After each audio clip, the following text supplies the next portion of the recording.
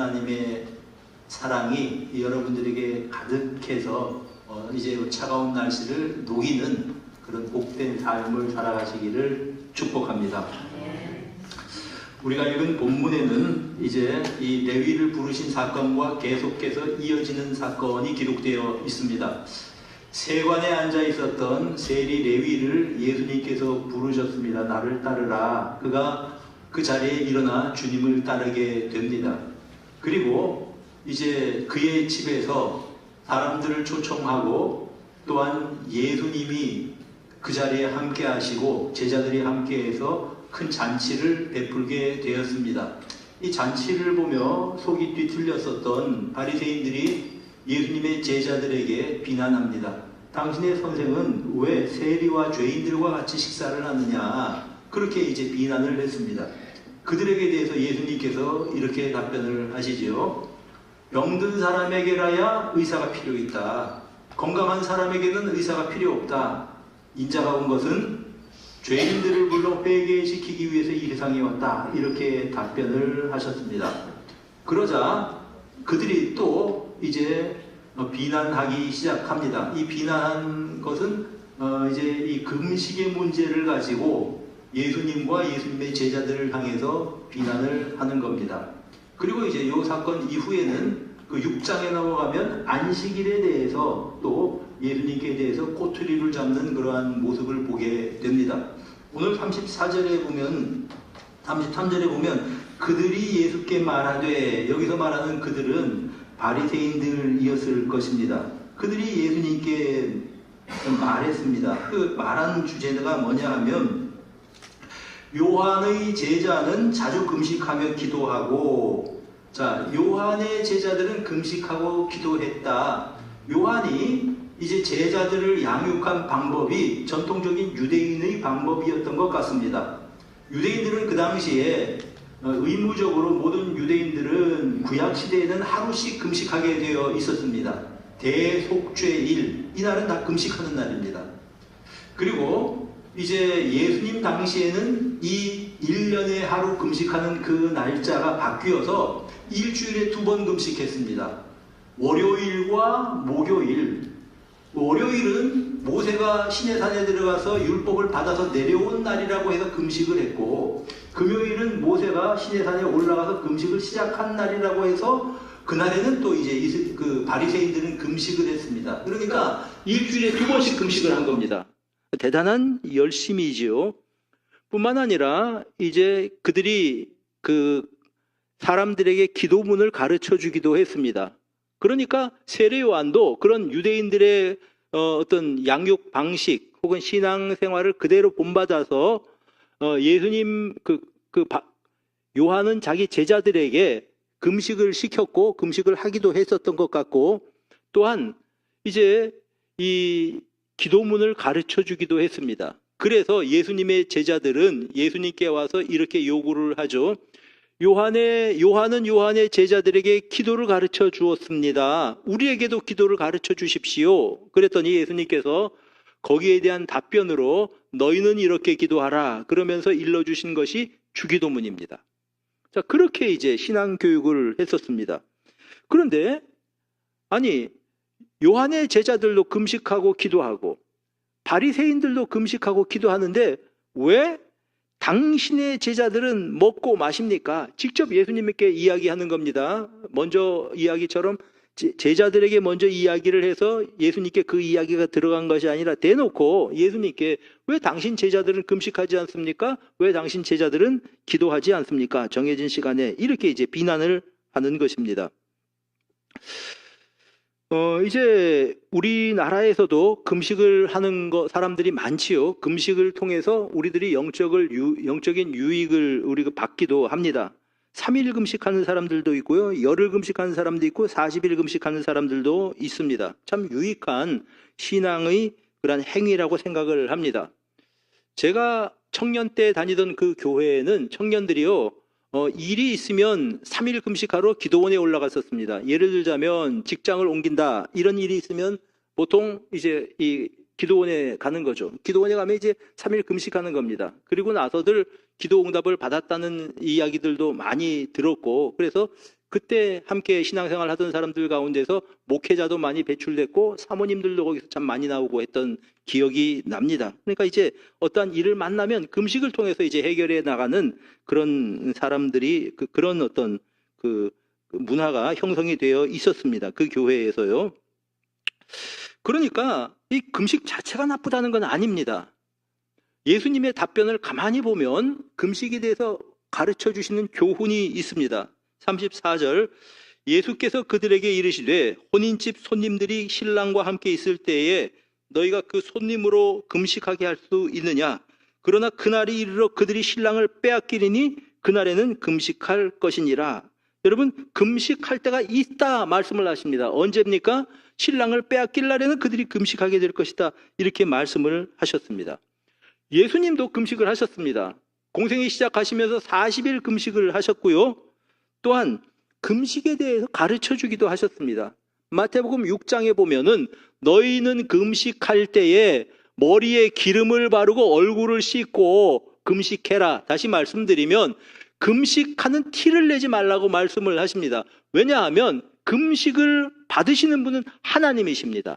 하나님께서 받으시고 하나님께서 갚아주실 것입니다.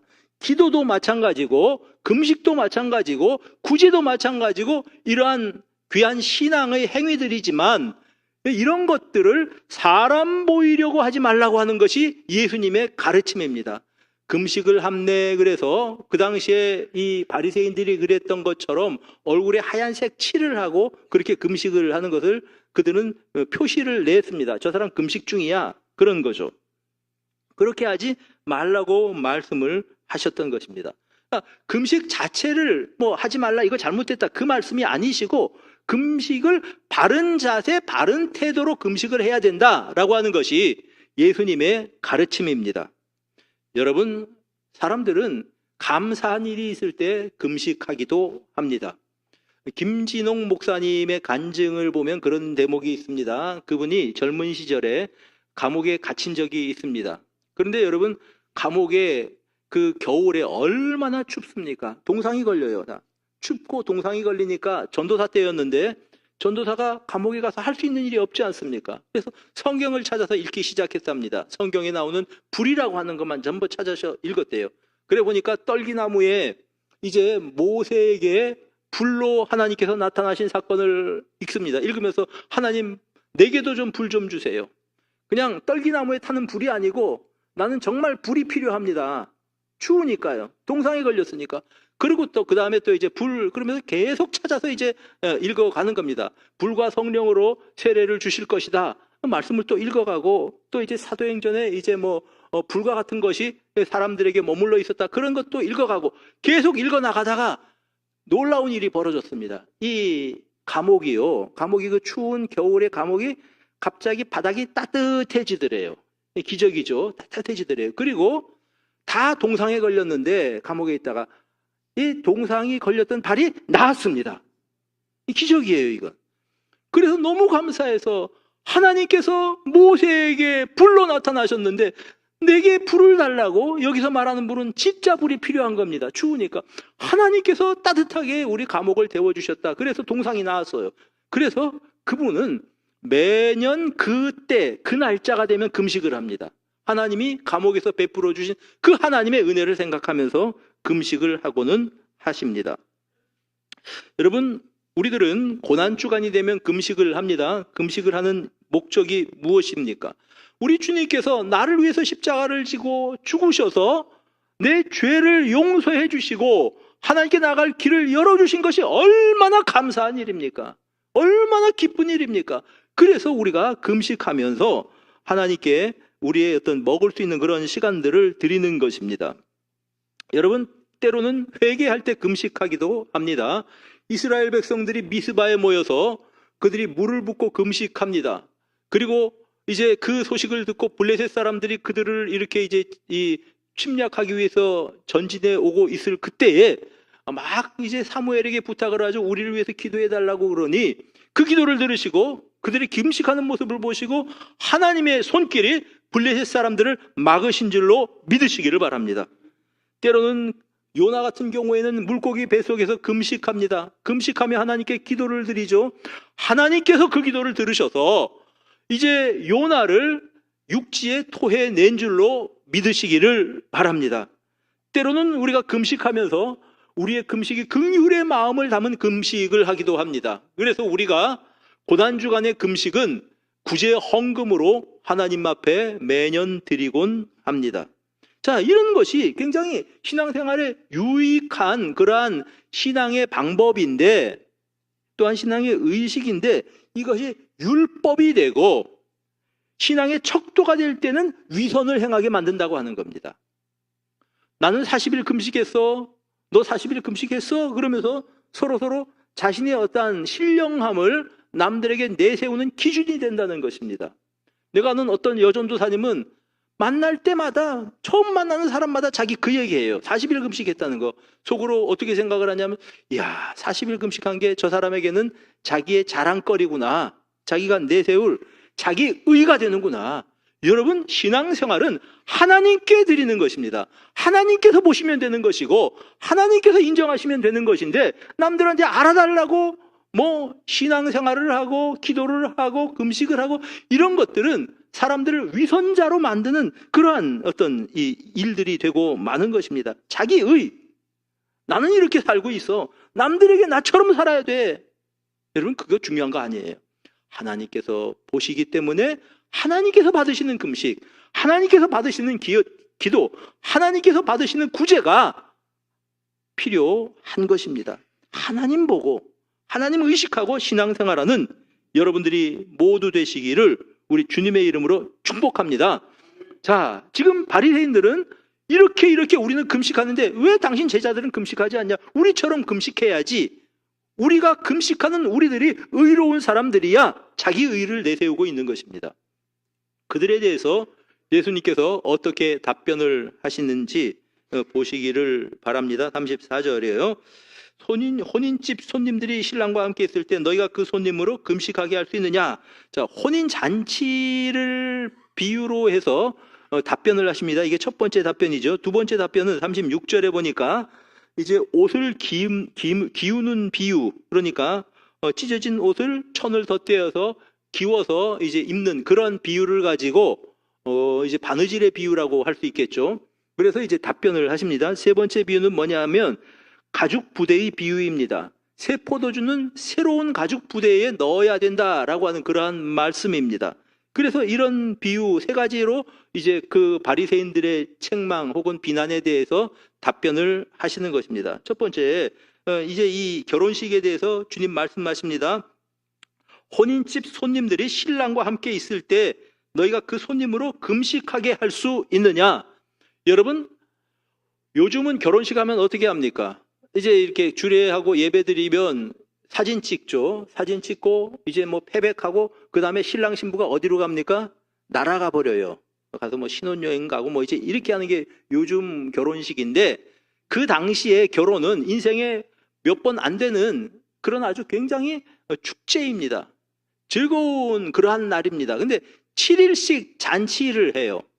혼인 잔치 때는 신랑은 마치 왕처럼 대우를 받고 신부는 역시 왕비처럼 대우를 받는 그러한 행사가 혼인 잔치입니다. 자, 손님들을 다 초청해 놓고 그들이 마음껏 먹고 마시고 즐거워하도록 음식을 다 준비해 놓습니다.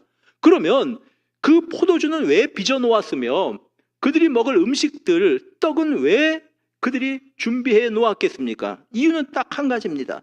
손님들이 먹고 마시고 행복해 하라고 그 음식을 장만해 놓는 겁니다.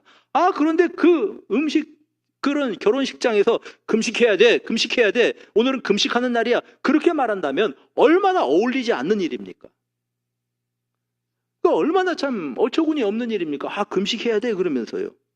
예수님은 이 결혼식 혼인 잔치에서 만약 사람들이 금식을 한다면 이게 어찌 합당하냐, 지금 이렇게 되묻고 계신 것입니다. 여러분, 여기서 예수님은 이제 예수님 자신이 혼인집의 신랑으로 비유하시는 것이고, 함께 잔치에 참여한 사람들, 예수님의 제자들이나 뭐 이제 그 앞에 모습을 보면 세리라든지 모여든 사람들은 말하자면 이제 이 신랑의 손님, 혼인집 손님으로 비유를 하고 있습니다. 어떻게 손님들한테 금식하라고 말할 수 있냐? 안 될 일이죠, 그거는. 금식을 하지 말라는 것이 아니고 때와 시기가 있다고 하는 것입니다. 혼인잔치에 참석해서는 거기서는 금식하는 시간이 아니고 잘 먹고 마시고 축하해주고 축복해주는 시간이 잔치라고 하는 그러한 말씀입니다. 여러분, 신앙생활은 잔치입니다. 주님을 모시고 기쁨의 찬양을 부르고 주님을 모시고 함께 사랑을 나누는 잔치가 바로 예배입니다. 장례식장처럼 그렇게 신앙생활을 하는 사람들이 있는데 우리의 예배는 잔치다. 기쁨의 잔치다. 이 사실을 잊지 않는 우리들이 되었으면 좋겠습니다. 여러분들이 처음 예수 그리스도를 만났을 때 여러분들의 마음속에 일어난 변화가 무엇입니까? 예수를 처음 믿었을 때 내 마음속에서 일어난 변화가 무엇입니까? 하나님이 계신지 몰랐습니다. 그런데 성령께서 내 마음을 주장하십니다. 놀라운 것은 어떤 성경에 나타난 일들이 믿어지는 것, 그것도 놀라운 일이지만 내 마음속에 표현할 수 없는 큰 기쁨, 이 세상에서 줄 수 없는 그러한 기쁨으로 충만했던 기억들이 여러분들에게 있지 않습니까? 성령 세례의 증거를 어떤 사람들은 방언이라고 말합니다. 방언할 수도 있고 안 할 수도 있어요. 은사라고 말합니다. 은사가 나타날 수도 있고 안 나타날 수도 있습니다. 그런데 로이드 존스 목사님 같은 경우에는 성령 세례의 공통적인 특징이 하나 있다고 하는 것입니다. 그게 뭐냐 하면 말할 수 없는 기쁨, 표현할 수 없는 기쁨, 그야말로 joy unspeakable 이렇게 표현합니다. 말할 수 없는 기쁨, 그 기쁨을 우리가 누리고 그 평안을 누리고 하나님이 살아계시는구나, 하나님이 나를 사랑하시는구나, 하나님께서 정말 나를 찾아오셨구나, 내가 하나님을 찾아간 것이 아니고 이 기쁨 때문에 감사하며 감격하며 목이 쉬도록 노래 부르면서 찬송하면서 내가 하나님을 섬기면서 살겠다고 결단한 것이 그리스도인들의 아닙니까? 하나님이 주셨던 그 기쁨, 정말 우리가 찬송으로 고백한 것처럼 우리 서로 받은 그 기쁨은 알 사람이 없다. 주신 하나님과 그 기쁨을 받아 누리는 나밖에는 모르는 그 기쁨을 여러분 받아 누리고 살고 있지 않습니까? 그래서 기쁨으로 모여서 찬송하는 거, 하나님께 경배하고 예배하는 것이 바로 오늘 이 자리인 것입니다.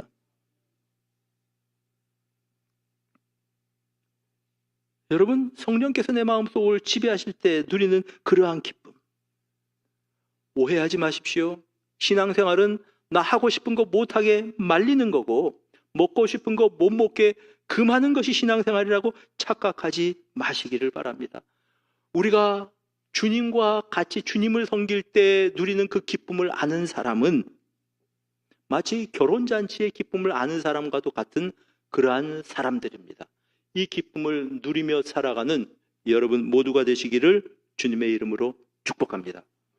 예수님의 태어나심은 큰 기쁨의 좋은 소식이었습니다. 누가복음 2장 10절에 보면 천사들이 내가 모든 사람들에게 알려질 큰 기쁨의 좋은 소식을 너희에게 알리겠다 말씀하셨습니다.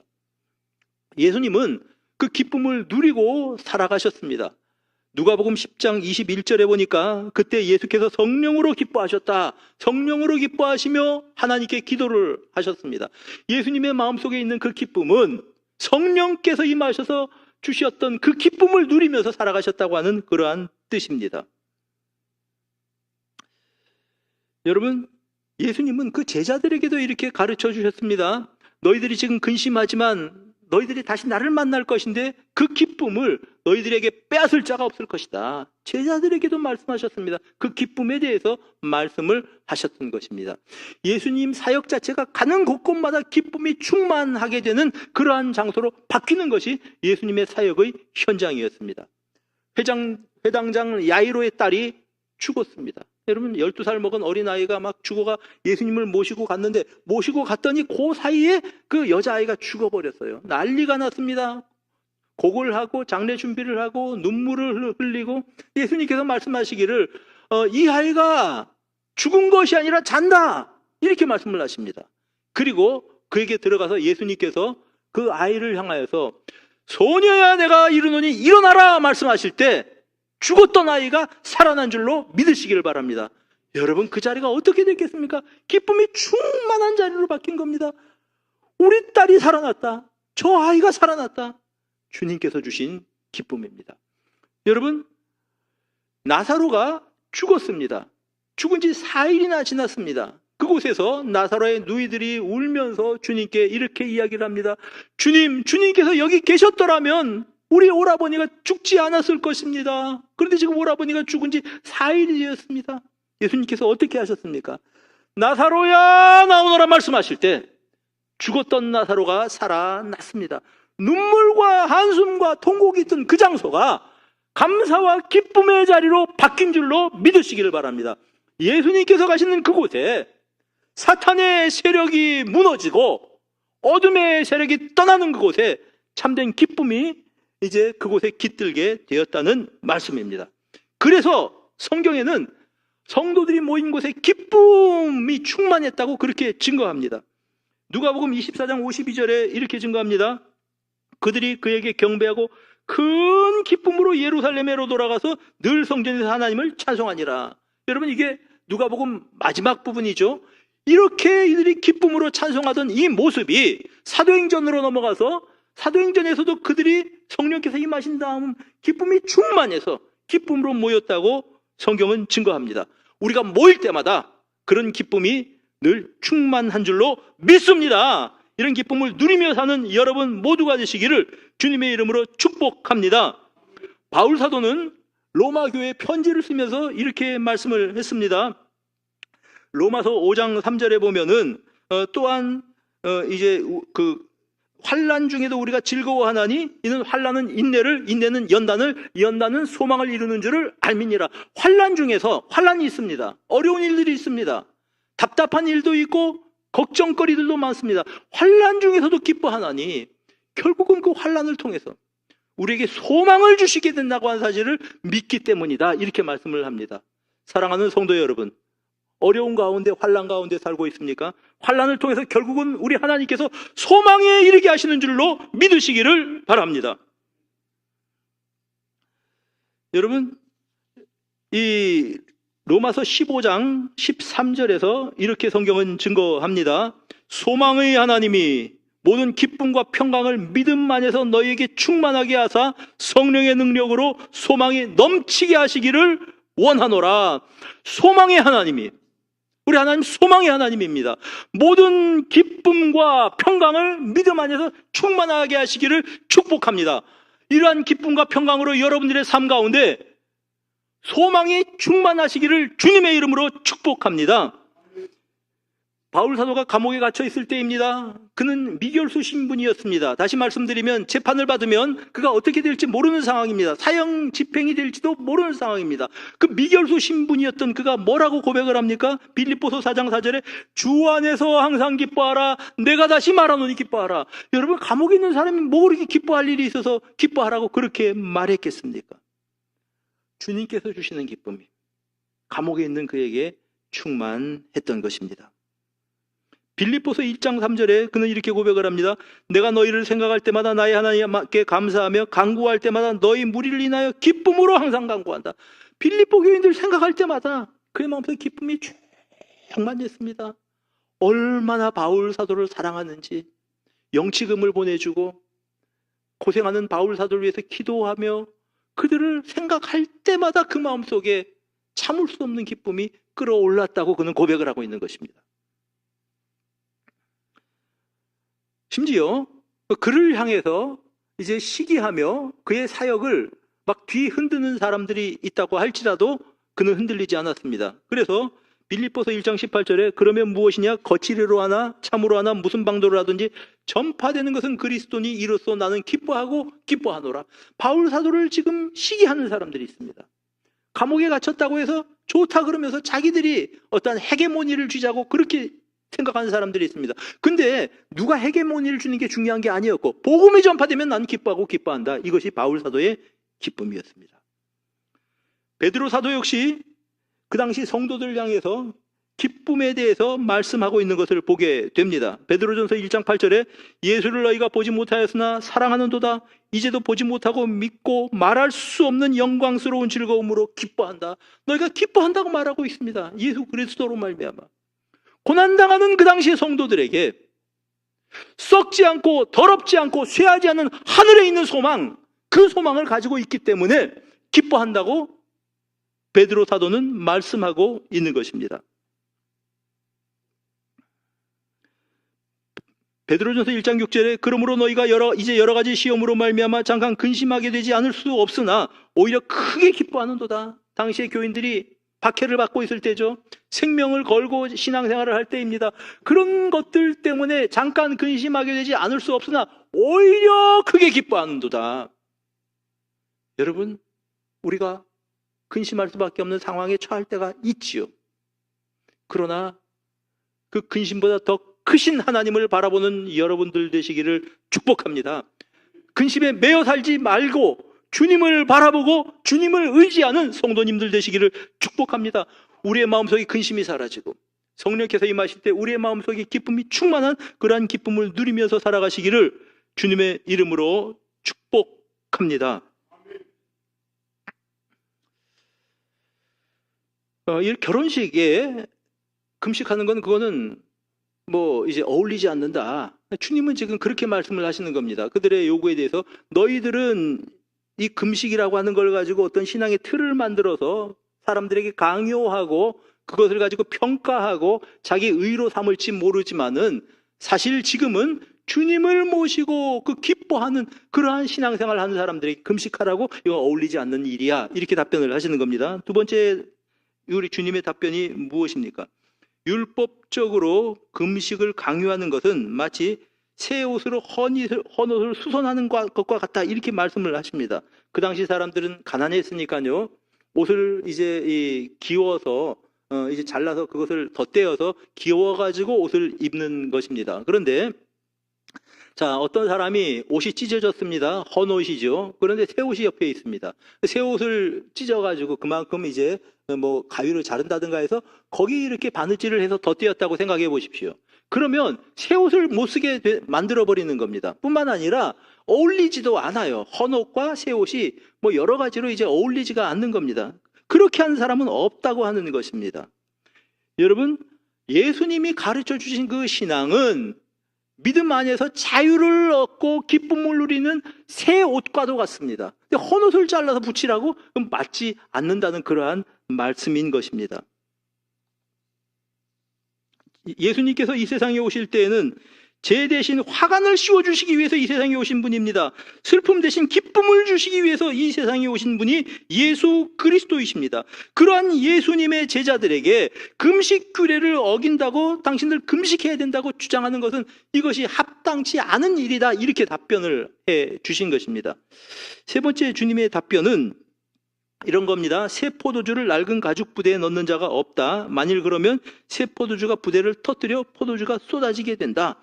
그 당시에 포도주 부대는 가죽 부대입니다. 짐승 한 마리를 잡으면 그 자체가 부대입니다. 그래서 다 이렇게 이제 막고, 그러니까 이제 다 부분 꼬매고 막고 해가지고 이제 이 머리 부분이 이제 이 입구가 되는 거죠. 거기다가 포도주를 집어 넣으면 그걸 그냥 놔두면 이제 새 포도주가 시간이 지나면서 점점 이제 숙성하게 되는 겁니다. 그런데 이 새 부대도, 가죽 부대도 신축성이 있기 때문에 그 포도주가 이렇게 이제 발효를 해도 같이 이렇게 이제 커지는 거죠. 그래서 큰 문제가 생기지 않는데, 자, 어떤 사람이 새로 포도주를 빚었습니다. 그래서 그 포도주를 가지고 헌 가죽 부대에 넣는다고 생각을 해봅시다. 그러면 새 포도주는 이제 발효해서 점점 이렇게 팽창을 하게 돼 있어요.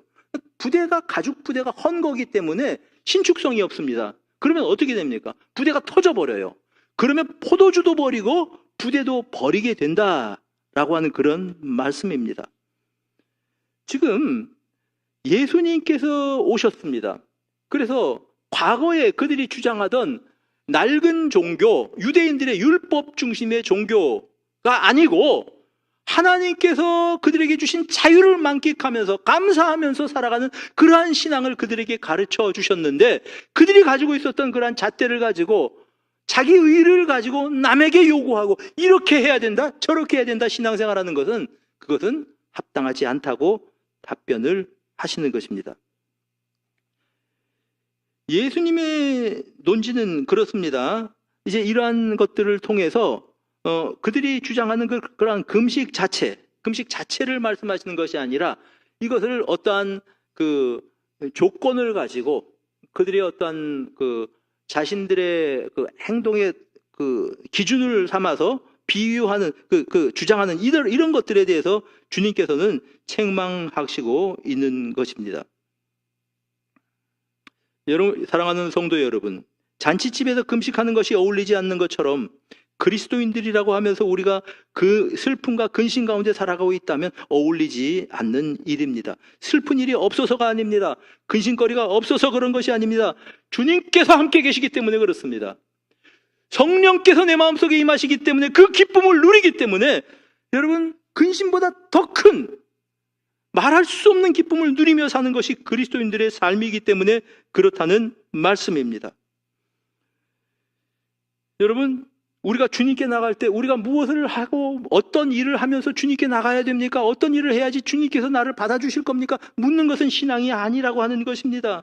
오히려 주님께서 해놓으신 일들을 듣는 것입니다. 주님께서 이루어 놓으신 일들을 우리는 우리의 귀로 듣는 것입니다. 그러면서 그분께서 이루어 놓으신 그 일로 인하여서 기뻐하고 감사하는 것이 우리의 신앙입니다.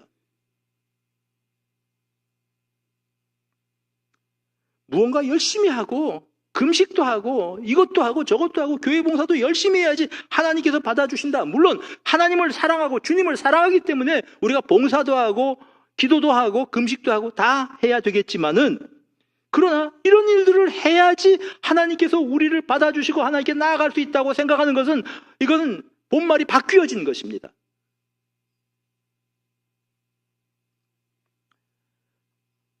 주님께서 이루어 주신 일들을 기뻐하면서, 주님께서 나를 위해서 하신 그 일들을 인하여 감사하면서 하나님께 나아가는 것, 이것이 초대교회의 성도들의 기쁨의 이유였던 것입니다. 사랑하는 성도 여러분, 하나님을 기뻐하며 사는 여러분들이 되시기를 기뻐합니다. 주님의